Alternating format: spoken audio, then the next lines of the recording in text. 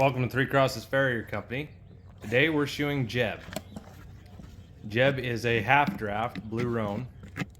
He stands 17 hands at the wither and weighs in excess of 1,800 pounds.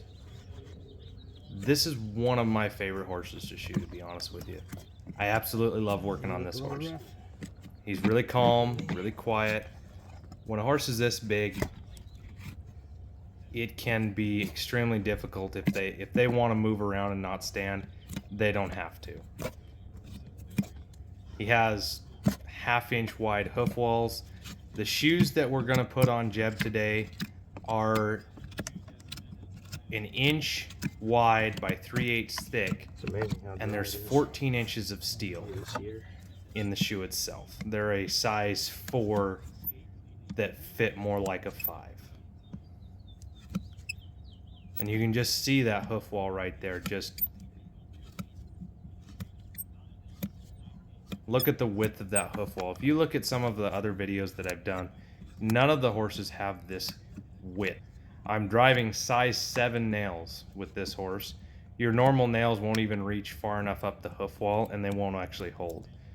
Some guys will clip a horse like this, and I don't clip it. And by clip, that I mean toe clip or quarter clip.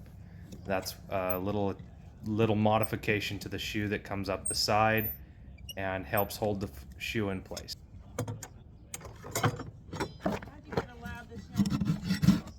You're what? He goes every day. I think there's a lot of it that, and he has a really good personality. One of the things about working on a draft is I use my cradle on everything. I cannot stress it enough that you have to use your cradle. It saves your back, saves your body. These horses, even when they're being as good as Jeb is here, they're extremely heavy. So here's a shoe. So it's 14 inches from heel to heel.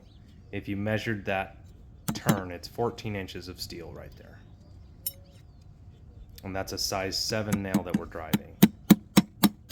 You'll notice that I can hit these nails in between 4 and 5 blows.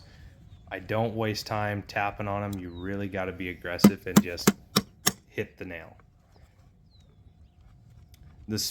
How hard you hit a nail will determine how fast it pops out as well.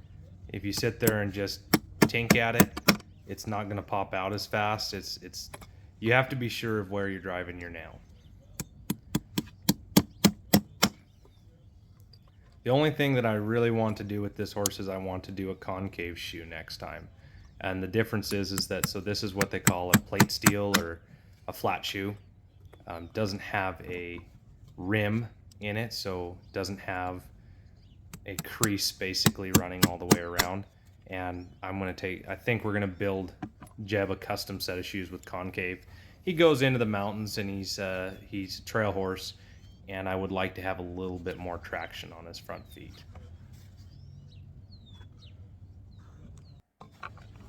Locking the nails.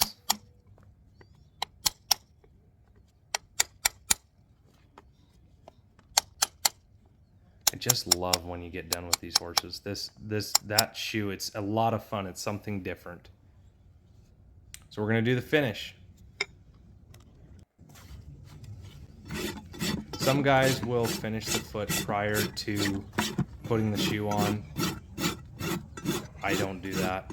I finish it afterwards. I can do it the other way. It's just the way that I've done it for years. So that part that I nipped off is flare. You're nailing to the white line. You're not nailing to flare.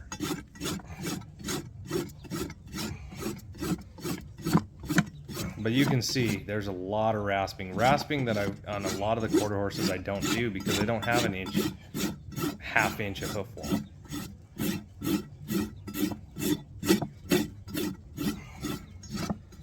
You'll see that I put a little bit of a grind on the shoe.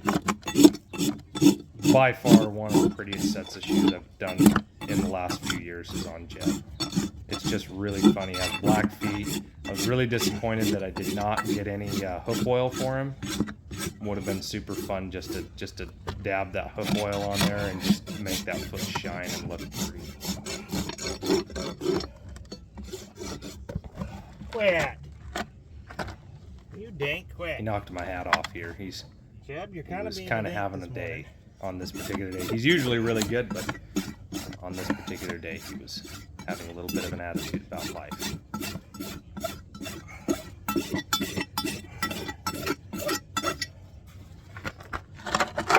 Jeb, cut it out. Just look how that finishes up. It just looks, even now, I'm like, that was just such a pretty set of shoes. You'll notice I run my rasp across the tops of the nails. That's to square them off and make them so when you clinch, they look clean and crisp. Should have brought some hoof oil. Some what? Hoof oil. Let me see what I have. This is, trimming drafts is such a different ball of wax, and shoeing them's an even bigger difference than regular horses. When you're shoeing a draft, it's totally different than any other horse out there. They have more hoof wall, but at the same time, a lot of guys will do all kinds of weird things to them now, and like square their toes and have big square shoes. And I really think it's a disservice to them. They have such good feet. And just look at that shoe. It's just gorgeous. I love the way it looks. I've started putting a little bit of a 45 grind on my shoes. It just makes that shoe pop. It makes it look pretty. And you're right, pretty isn't, there's functional beauty, but I think taking pride in your work and doing a good job is worth something. And I have to say that, like I said, one of the prettiest sets of shoes I've done this year. I just love the way it looks when I get done with them.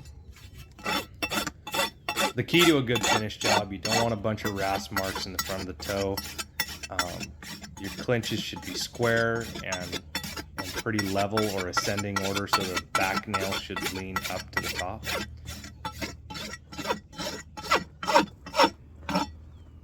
And that's it. Hope you enjoyed the video. Thanks for watching. Like and subscribe. Let us know what you think in the comments.